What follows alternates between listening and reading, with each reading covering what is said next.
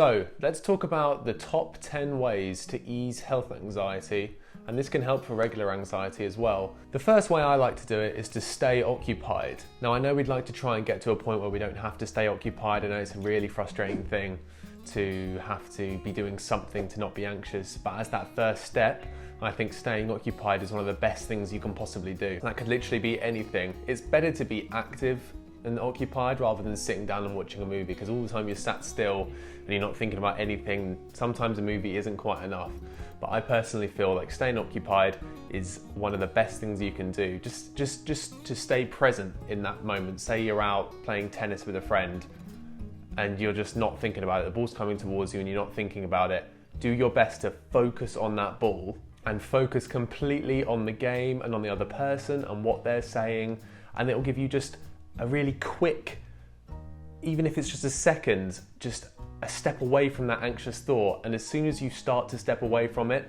you'll be able to step away from it easier and easier and easier. Now the next one might be a little controversial, but for me personally, I think controlling your weight is a very effective way of remaining healthy. I know it goes hand in hand, but I was comfort eating a lot with health anxiety, and food's always just been a comfort for me. But I think if you like the way you look and you feel good and you're eating well, that's instant relief from anxiety. If you have health anxiety and you think things are going wrong inside your body, one of the best ways to tackle that is to make your body look and feel healthy, and that you'll wake up wide awake instead of feeling knackered, or the first thing you're thinking of is anxiety, which has happened to me a lot. And it's also very rewarding to see the scales go down, your skin lighten up, and just having that self-respect to take more time for yourself. You may be happy at a certain weight or size, and that's absolutely fine. Just if you're not happy with your weight and you're anxious, I think improving your body and improving the way you feel with a diet is going to really, really help you in the long run. Another relatively obvious one is meditation. And this can literally be, I'm not there for, kind of sitting there for an hour and meditating. There's no time, and who's got the patience for that? But even just 10 to 15 minutes of meditation can really, really help you. It takes a lot of practice, but once you really nail down just 10 to 15 minutes and you control your breath and you stop hyperventilating, you'll feel so much better instantly. But it may not work in the long run straight away. The chances are you're going to have to do this quite a lot over a fair stretch of time. But once you've nailed it down to a T, it's going to be a go-to that you can use instantly, pretty much anywhere. You'll learn to block out the sound.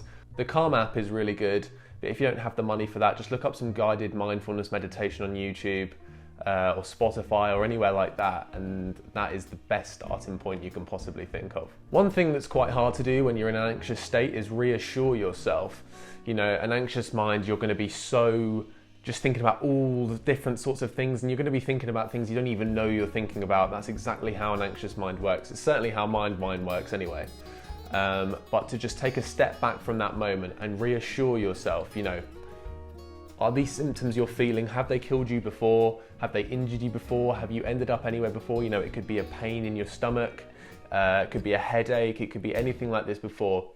If you're worried, go to a doctor, but in that very first moment where you start to feel anxious about a symptom in your body, and this can help for wider anxiety. It doesn't have to be a symptom, it could be a situation, but to just reassure yourself, has this moment harmed you before? And the chances are it hasn't. And that is a great way to just realize that there's nothing to fear. Another one can also be quite difficult, but is to be able to say no to people.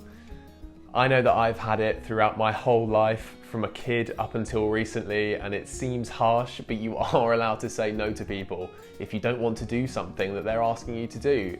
If they're a true family member or a friend, there's ways to word it to them. They shouldn't feel offended if you word it in the right way. Just say, I'm really sorry, I don't fancy doing that, or suggest something different. If it's an activity you don't like, suggest another one. There's always a way around it.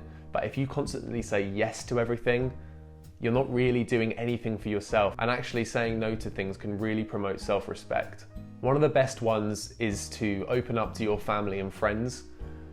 Now you might think that you're bothering them or you're bugging them, but the chances are they're your family and friends, they're going to want to listen to you. So unless it's repeatedly, every 5 minutes, if you've been holding something in for a while, then just say it to them. Just let them know how you're feeling and explain it to them the best you can. Because what I've found is if someone doesn't have anxiety, they don't really know how it works.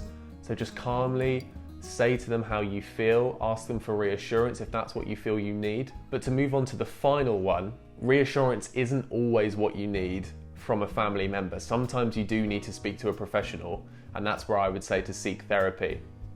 If you're privileged enough to be able to afford therapy straight away, and if not, maybe sign up to, if you're in the UK, NHS counselling, which can take a while, but with these self-help tips, hopefully these can help you reach a point where you're getting by day to day while you're waiting for that therapy.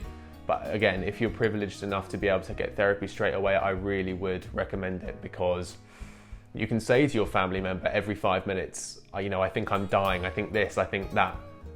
But they aren't professionals. While it can help to talk to these people and they can reassure you, the chances are that's only going to work short term. The best thing to do is to book something in weekly or bi-weekly, to just listen to a professional say what they think, and it can really open up your eyes. For me personally, I thought a certain way that I had no idea I thought. I'll delve into that in another video, but therapy can really open up other avenues in your mind. Don't forget to like and subscribe, and I'll catch you on the next one.